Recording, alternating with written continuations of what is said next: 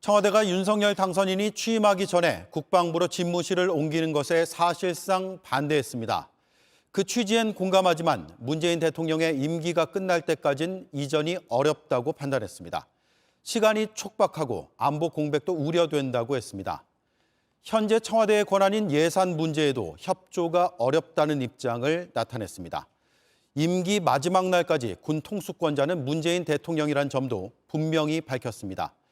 이 기조가 바뀌지 않으면 취임 첫날 용산 집무실로 출근하겠다는 당선인의 구상은 불가능해집니다.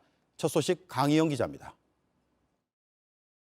문재인 대통령은 오늘 청와대 이전 문제를 놓고 국가안전보장회의 확대관계 장관회의를 열었습니다. 청와대 입장은 이 회의가 끝난 직후 나왔습니다. 윤석열 당선인의 용산 집무실 이전 계획은 무리라고 못 박았습니다.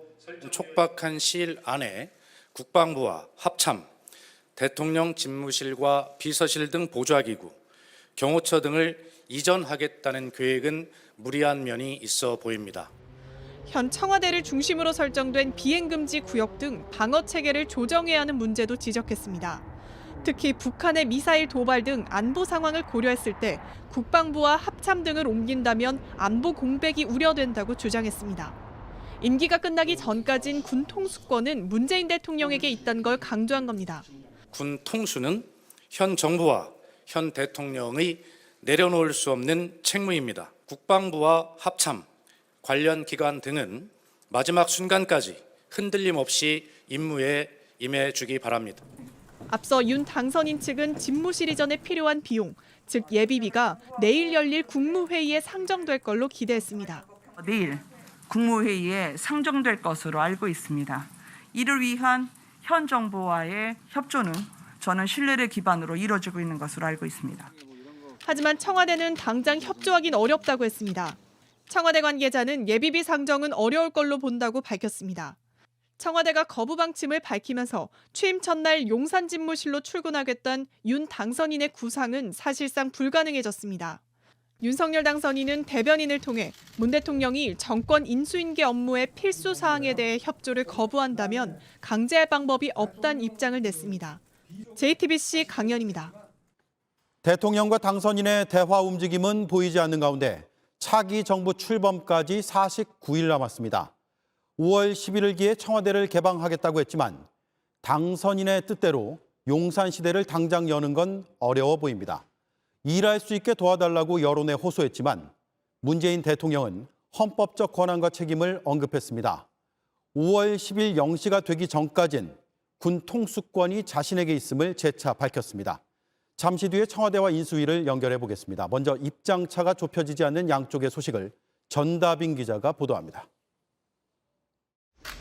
문재인 대통령은 청와대에서 국무회의를 주재하며 국가안보와 국민안전은 한순간도 빈틈이 없어야 한다고 강조했습니다. 대통령 집무실 이전을 직접 언급하진 않았지만 이전 과정에서 벌어질 안보 공백에 대한 우려를 거듭 밝힌 겁니다. 우리 정부 임기가 얼마 남지 않았지만 헌법이 대통령에게 부여한 국가 원수이자 행정수반, 군 통수권자로서의 책무를 다하는 것을 마지막 사명으로 여기겠습니다. 윤석열 당선인 측은 집무실 이전 의지엔 변함이 없다고 밝혔습니다. 복수의 인수위 관계자들은 국민과의 약속을 지키기 위해 집무실을 이전하겠다. 청와대는 무조건 100% 개방하겠다고 말했습니다. 새 정부가 출범하는 5월 10일 0시부로 청와대를 완전 개방하겠다면서 구체적인 시간표도 제시했습니다. 5월 10일 날 이제 0010으로 정권 교체가 이루어지지 않습니까? 그래서 아마 예상하면 5월 10일 05시부터, 왜냐하면 안전조치가 필요하니까, 네. 05시부터 청와대를 완전히 개방해서 사실상 5월 10일 자정이 되기 전에 청와대를 비워달라고 압박에 나선 겁니다. 청와대의 입장을 에둘러 비판하며 여론에 호소하기도 했습니다. 저희는 일하고 싶습니다. 일할 수 있게 도와주십시오. 난관을 이유로 꼭 해야 할 개혁을 우회하거나 미래의 국민 부담으로 남겨두지는 않을 것입니다. 인수위는 오늘 국방부 업무 보고를 시작으로 실질적인 인수인계 절차에 들어갔습니다. JTBC 전다빈입니다. 차기 대통령이 결정된 지 보름 됐습니다. 그 사이 사면, 집무실 국방부 이전, 한국은행 총재 인사 문제까지 세 차례 청와대와 당선인이 부딪혔습니다. 과거엔 찾아보기 어려운 상황입니다. 셋 모두 현직 대통령이 가진 고유 권한에 속하죠. 동시에 정부 출범을 준비 중인 차기 대통령에게 중요한 일들인 것도 분명합니다. 그래서 헌법적 권한을 지켜나가되 정치적 협의도 병행해야 난국을 풀 수 있을 것으로 보입니다. 우선 오늘 가장 첨예했던 이슈부터 정리하겠습니다. 한국은행 총재 후보자를 지명하면서 사전 협의가 있었느냐 없었느냐, 청와대와 인수위의 얘기가 다릅니다. 하예빈 기자가 보도합니다. 청와대 발표는 이례적으로 점심시간인 12시 10분에 나왔습니다. 문재인 대통령은 이달 말 임기가 끝나는 이주열 한국은행 총재 후임으로 이창용 국제통화기금 아시아태평양 담당국장을 지명했습니다. 국내 국제 경제 및 금융 통화 분야에 대한 이론과 정책 실무를 겸비하고 있으며 주변으로부터 신망이 두텁다는 평가를 받고 있습니다.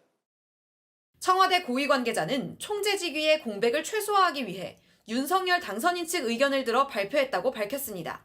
그런데 청와대 발표 20분쯤 지나 윤석열 당선인 측은 한국은행 총재 인사와 관련해 청와대와 협의하거나 추천한 바 없다고 입장문을 냈습니다. 사전 협의가 있었다는 청와대 주장을 정면으로 반박한 겁니다. 이후 양측은 언론에 그동안 논의 과정을 상세하게 설명했습니다. 사전 협의가 있었는지, 이창용 지명자에 대한 공감대가 있었는지 등 주요 쟁점마다 첨예하게 주장이 엇갈리면서 진실 공방으로 번졌습니다.